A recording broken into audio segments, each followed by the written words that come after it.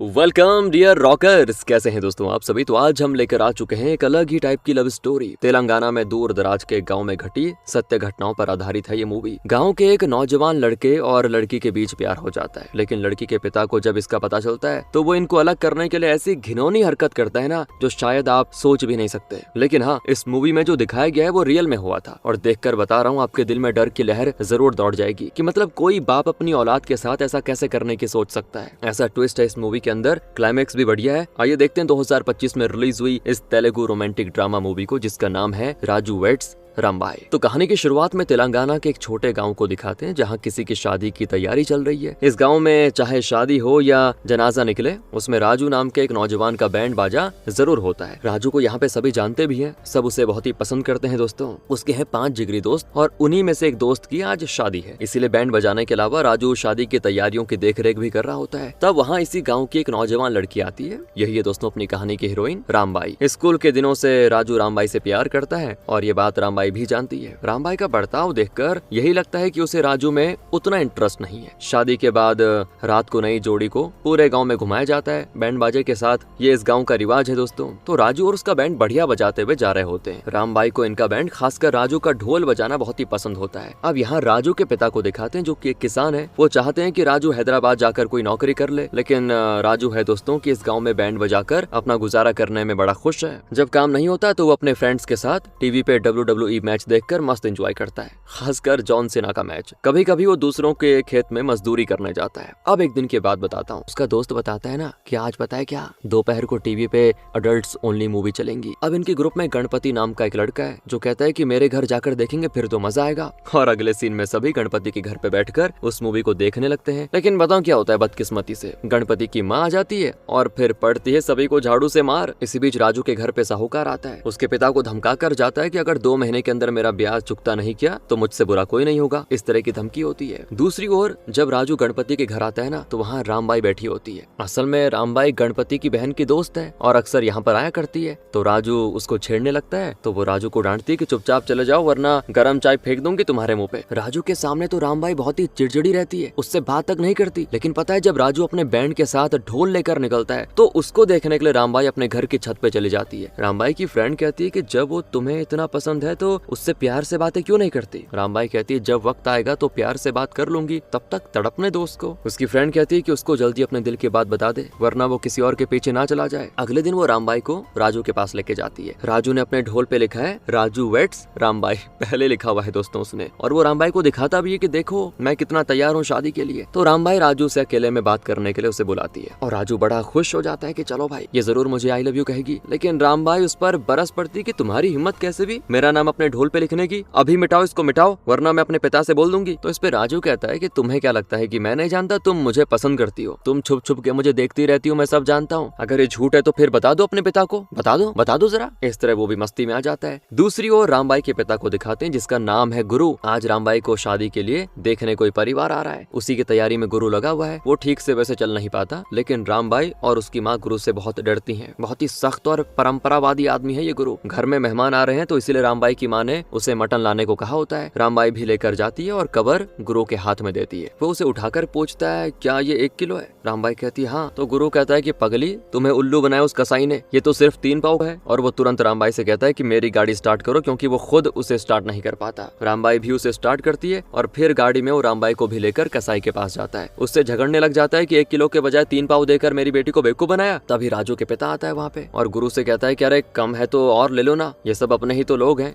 इनसे लड़कर क्या ही मिलेगा तुम्हें। तो गुरु कहता है एक बात बताओ, अपने लोग हैं तो क्या हुआ, धंधे में ईमानदारी जरूरी है। कहकर गुरु चला जाता है और सब सोच में पड़ जाते हैं कि पता नहीं इस खड़ूस आदमी की पत्नी और बेटी कैसे इसके साथ रहती होंगी। फिर अगले सीन में रामबाई को एक परिवार देखने आता है। उन्हें रामबाई बड़ी पसंद भी आ जाती है और वो शादी पक्का करना चाहते हैं। तो गुरु पूछता है दूल्हा क्या काम करता है। वो लोग कहते हैं कि वो प्राइवेट कंपनी में काम कर रहा है। तो गुरु कहता है कि मैं तो अपनी बेटी को किसी सरकारी नौकरी वाले को ही दूंगा। अगर ब्रोकर ने मुझे पहले बता दिया होता तो मैं ना तो आप लोगों को आने देता खाता और ना ही आपके लिए मटन पकाता। इस तरह बताओ बोलता है यार वो। उनके सामने ही वो मटन ग्रेवी में ढेर सारा नमक डाल देता है ताकि वो लोग खाए ही ना उसको। पता नहीं कैसा आदमी है यार। उसके बर्ताव से बेइज्जत होकर उस लड़के का परिवार चला जाता है। अब उनको जाते देखकर राजू गुरु से कहता है क्या हो गया, क्या प्राइवेट कंपनी की नौकरी नहीं होती? गुरु कहते हैं ओ मुझे तुम्हारी सलाह की जरूरत नहीं है, दफा हो जाओ यहाँ से। इसके बाद राजू और रामबाई के बीच नजदीकियां बढ़ने लगती हैं। रामबाई को भी अब राजू से प्यार होने लग जाता है दोस्तों। एक दिन मंदिर की बात है, उत्सव में राजू अपना बैंड म्यूजिक बजा रहा होता है। रामबाई अपने प्यार को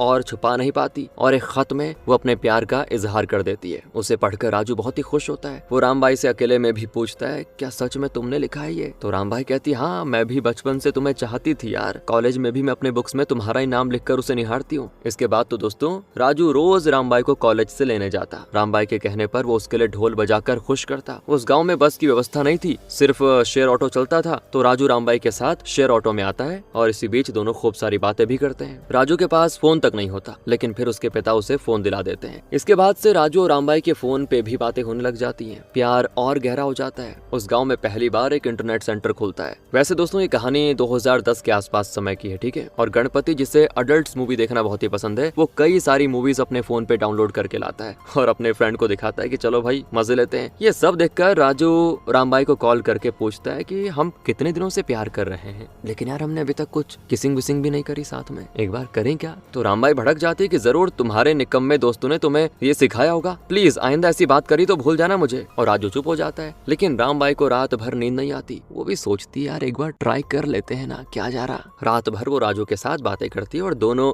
इस नतीजे पे पहुंच जाते हैं कि एक बार इंटीमेट होना तो बनता है। और अगले दिन एक सुनसान जगह पे दोनों ट्राई कर लेते हैं। उस रात राजू अपने दोस्तों के साथ शराब पी रहा होता है और उसका दोस्त जिसकी हाल ही में शादी हुई थी, उसके और राजू के बीच कंपटीशन होता है किसका प्यार सबसे स्ट्रांग है। दोनों खुद को पत्थर से घायल करने लग जाते हैं। राजू का दोस्त ज्यादा देर तक टिक नहीं पाता और राजू जीत जाता है। वो कहता है कि मेरा प्यार स्ट्रांग है। ये देखकर राजू के पिता को अंदाजा हो जाता है कि राजू किसी से प्यार करता है। वो राजू पर फिर जोर डालता है कि बेटा तुम इस गांव में ढोल बजाते फिरोगे तो जिंदगी में कहीं नहीं पहुंच पाओगे, बता रहा हूँ। मैंने हैदराबाद में तुम्हारे लिए एक पेट्रोल बंक में नौकरी की बात कर ली है, तुम वहाँ चले जाओ। यहाँ बैंड बजाकर जो कमाई होती है ना, उससे कई गुना ज्यादा कमाई होगी वहाँ पे। लेकिन राजू कहता है नहीं नहीं नहीं, मुझे तो बस यहीं रहना है और कमाई कम है तो क्या हो गया, मैं यहाँ खुश तो हूँ ना। अब राजू रामबाई को भी बता देता है यार मेरे पिता तो मुझे हैदराबाद भेजना चाहते हैं। तो रामबाई परेशान हो जाती है कि राजू अगर तुम मुझसे दूर होगे तो क्या होगा। फिर वो अपने पिता से बात करती है, कहती है आप सरकारी नौकरी वाला दूल्हा ही क्यों चाहते हैं बताइए, प्राइवेट में भी तो अच्छी नौकरियां है ना, जैसे पेट्रोल बंक की नौकरी। और गुरु गुस्सा हो जाता है, कहता है कि तुम्हारा काम है सिर्फ पढ़ाई करना और मेरी हर बात को मानना, समझी। तुम्हारी शादी कब और कहाँ किससे करनी है ये तुम नहीं मैं डिसाइड करूंगा। लेकिन उसकी फ्रेंड दोस्तों अपने पिता को बता देती है कि रामबाई है ना पापा, वो राजू से प्यार करती है। फिर उसका पापा भी रामबाई से पूछने लग जाता है कि क्या तुम सच में राजू से प्यार करती हो और क्या बेटा तुम्हारे पिता को इस बारे में पता है। रामबाई के तो पसीने छोड़ जाते हैं कि कहीं ये आदमी मेरे पिता को ना बता दे। डर के मारे वो 3 दिन राजू से फोन पे बात ही नहीं करती। राजू बार बार उसे कॉल करता है लेकिन वो फोन नहीं उठाती। परेशान होकर राजू सीधे उसके घर चला जाता है और फिर से रामबाई को कॉल करता है। लेकिन इस बात से बेखबर रामबाई उसके सामने ही उसकी कॉल काट देती है। राजू गुस्सा हो जाता है। उसको लगता है कि रामबाई ने मेरे साथ प्यार का नाटक किया और अब मुझे धोखा दे रही है, जानबूझ के मेरे कॉल्स को काट रही है। वो रामबाई को डांटता है कि क्या मुझसे प्यार करके किसी और से शादी करने का इरादा कर लिया है क्या तुमने। तो रामबाई उसको लाख समझाती है कि यार कैसी बातें कर रहे हो, ऐसा नहीं है। लेकिन यहाँ पर राजू उसकी बात सुनने को तैयार ही नहीं होता। और तो और दोस्तों वो छड़ी उठाकर रामबाई को मारने पे उतर जाता है। रामबाई के पड़ोसी ये देखकर चौंक जाते हैं कि हो क्या रहा। अब आता है गुरु वहाँ पे, तो वो उसे सब कुछ बता देते हैं कि रामबाई राजू से प्यार करती है और तो और वो लड़का तुम्हारे घर में घुसकर तुम्हारी बेटी को छड़ी से मार रहा था। बस होना क्या था, गुरु बिल्कुल आग बबूला हो जाता है कि उसकी इतनी हिम्मत और मेरी बेटी की इतनी हिम्मत कि वो उससे प्यार करे। वो अपनी पत्नी को लेकर राजू के घर जाता है और चिल्लाता है कि तुम्हारी इतनी हिम्मत कि एक तो हमारी बेटी से प्यार किया और फिर उसको छड़ी से मारा भी। राजू बाहर आकर गुरु से लड़ने लग जाता है और फिर राजू के पिता उसको थप्पड़ मारते हैं। कहते हैं कि बड़ों से बात करने की तमीज नहीं है क्या तुझे। वो गुरु से कहता है, मतलब उसका पापा, कि मेरे बेटे को एक बार माफ कर दो, आइंदा ही तुम्हारी बेटी की तरफ आंख उठा के देखेगा भी नहीं। और फिर गुरु के जाने के बाद राजू अपने पिता पे बरस पड़ता है कि बचपन से लेकर अब तक मैं सब कुछ आपकी मर्जी से कर रहा हूँ। एक फैसला तो मैंने अपनी मर्जी से लिया था और पापा आपने ये क्यों कहा कि मैं रामबाई को कभी नहीं देखूंगा, आप बस प्लीज अपने काम से काम रखो। इस तरह बाप को जवाब देकर वो जाने लग जाता है और राजू का पिता टूट जाता है कि बेटा मेरी इज्जत नहीं रखने वाला। अचानक उसकी छाती में दर्द होता है और बेचारा वहीं पे दम तोड़ देता है। अब राजू को अपने किए पे बहुत पछतावा होता है और वो फैसला करता है कि इस प्यार की वजह से मैंने अपने पिता को खो दिया, अब मुझे यहाँ नहीं रहना। और ये फैसला करके वो हैदराबाद जाकर पेट्रोल बंक में काम करने लग जाता है। गाँव में जो कमाई होती थी उससे ज्यादा तो वो यहाँ पे कमा ही रहा है, लेकिन फिर भी उसको चैन नहीं आता। गाँव में यार खुले आसमान के नीचे आजाद घूमता था राजू, लेकिन यहाँ बहुत ही छोटी जगह पे उसको रहना पड़ रहा है। अंदर से वो टूट चुका है पूरा। और तो और उसको यहाँ पे काम करना भी अच्छा नहीं लग रहा। सच बताऊं तो एक बूंद पेट्रोल गलती से नीचे गिर जाए तो जो उसका ओनर है अकेले में जाकर इतना पीटता है क्या बोले। दूसरी ओर राजू के बिना रामबाई के लिए हर दिन बड़ा बोझ लगता है। वो कई बार राजू को कॉल करती है लेकिन राजू फोन नहीं उठाता और 2 महीने बीत जाते हैं। 2 महीने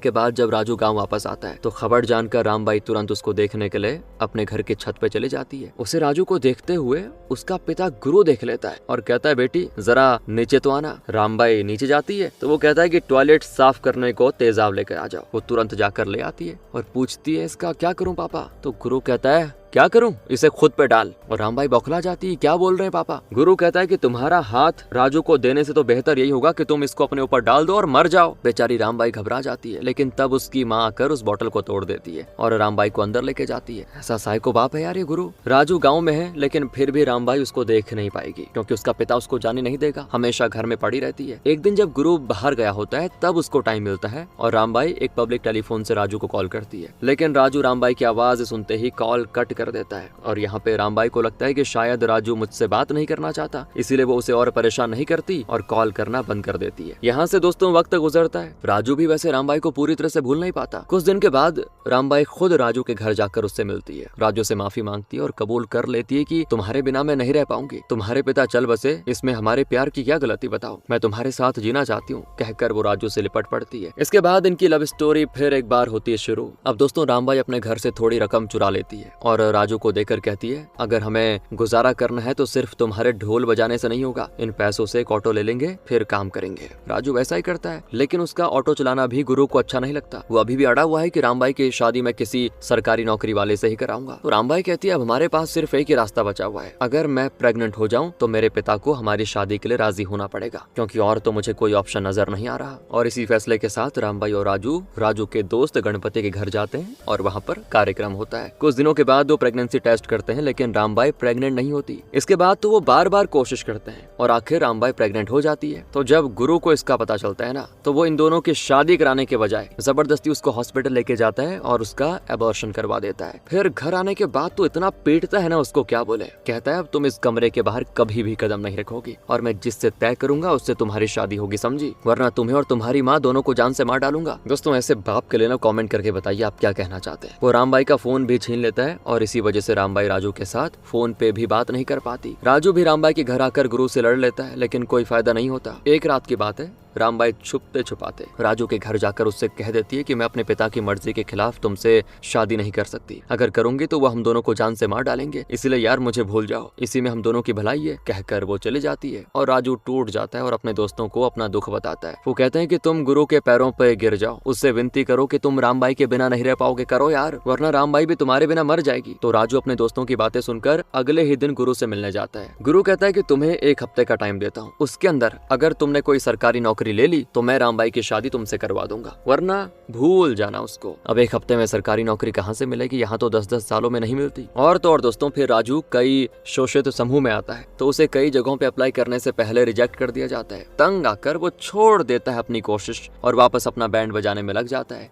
एक बार तो वो रामबाई के घर पे उसके पिता गुरु के सामने ढोल बजाने लगता है। अगले सीन में गुरु रामबाई के लिए कहीं से सरकारी काम करने वाला दूल्हा लेके आ ही जाता है और जब राजू को पता चलता है तो वो रामबाई के घर जाकर दूल्हे और उसके पूरे परिवार के पैर पकड़कर विनती करता है कि रामबाई से मैं बहुत ही प्यार करता हूँ, वो मेरे अलावा किसी से शादी नहीं करना चाहती, लेकिन उसके पिता जबरदस्ती उसकी शादी करवाना चाहते हैं। फिर वो अपने हाथ में रामबाई के नाम का टैटू भी दिखाता है। कहता है अगर तुम्हारी शादी उससे हो भी गई ना तो वो मुझे कभी भूलेगी नहीं, बता रहा हूँ। और तो और मैं उसको एक बार प्रेग्नेंट भी कर चुका हूँ, लेकिन उसके पिता ने उसका अबॉर्शन करवा दिया। ये सारी बातें सुनकर दूल्हा शादी से मना करके चला जाता है। और फिर यहाँ पे राजू और गुरु के बीच होती लड़ाई। गांव वाले गुरु को समझाते हैं कि अब तो राजू सिर्फ बैंड नहीं बजाता बल्कि जबकि वो ऑटो भी चलाता है, पहले से ज्यादा कमाई होती है उसकी। फिर तुम रामबाई से उसकी शादी क्यों नहीं करा देते? प्यार करता है वो उससे, वो भी प्यार करती है, खुश रहेगी। देखो अगर तुम भी जिद पे अड़े रहना तो तुम्हारी बेटी की जिंदगी भी बर्बाद हो जाएगी, सोच लो, और तो और हम समूह से तुम्हें बाहर कर देंगे। अब यहाँ पे कोई रास्ता ना पाकर गुरु इनकी शादी के लिए मान जाता है। अगले दिन दोस्तों रामबाई छत से राजू को बुलाती है, इशारे से बता देती है कि पिताजी हमारी शादी के लिए मान गए। तो राजू को जो खुशी होती है ना, मतलब वो पागल हो जाता है खुशी से। अगले ही दिन पंचायत में इनकी मंगनी हो जाती है और इनके रिवाज के मुताबिक लड़की के बाप को दूल्हे के पैर पड़ना होता है। गुरु राजू के पैर पड़ता है, पता है। ये देखकर राजू के फ्रेंड्स सीटी बजा के सेलिब्रेट करते हैं और इससे गुरु को और गुस्सा आ जाता है। उसको लगता है मेरी तो बेइज्जती हो गई। उस रात की बात है, शराब की बोतल खरीदकर वो घर आता है और गौशाला में बैठकर प्लान करने लगता है कि वो इस अपमान का बदला कैसे लेगा। हाँ दोस्तों, अभी भी वो चैन नहीं हुआ उसको, कैसे मतलब राजू और रामबाई को अलग करूं, ये सोचने में लगा होता है। फिर उसको सूझती है खतरनाक तरकीब। वो गांव के सरकारी हॉस्पिटल में घुसकर HIV इन्फेक्टेड लोगों के सैंपल्स निकाल लेता है। हाँ यार, क्या कर रहा है ये, और एक सिरिंज लेकर वापस घर आता है। मंगनी के बाद रामबाई सो रही होती है। गुरु उसको जाकर कह देता है कि बेटा 1 हफ्ते में तुम्हारी शादी है, लेकिन रो रो कर तुम बहुत ही कमजोर हो गई हो, इसीलिए मैं डॉक्टर से तुम्हारे लिए ये विटामिन इंजेक्शन लेकर आया हूँ। इसको लगा लोगी तो तबीयत बढ़िया हो जाएगी तुम्हारी। अब रामबाई सोचती है मेरे पिता मेरे बारे में इतना सोच रहे हैं, तो वो अपने बाप की बातों को मान लेती है। फिर दोस्तों वो अपनी बेटी यानी रामबाई को इंजेक्शन लगा देता है और इस दौरान उसे रामबाई का बचपन याद आता है, जब वो बड़े लाड़ प्यार से उसको पाला करता था। लेकिन इन इमोशंस के बावजूद भी वो अपनी बनावटी इज्जत और सम्मान के भाव में आकर अपनी ही बेटी को इंजेक्शन लगा देता है, उसे कर देता है HIV से इन्फेक्टेड। अगली सुबह दिखाते हैं कि गाँव वालों के साथ रामबाई की माँ उस हॉस्पिटल के आगे बैठ कर रो रही है। राजू भागा चलाता है। वो देखता है कि हॉस्पिटल के अंदर रामबाई एक कोने में बैठ कर रो रही है और राजू को देखकर कहते कि मेरे पास कभी मत आना, मेरे बाप ने मेरे साथ जो किया ना उसकी सजा तो वो भुगतेगा ही, लेकिन उसके किए की सजा मैं तुम्हें नहीं दे सकती यार, प्लीज मुझे छोड़ दो।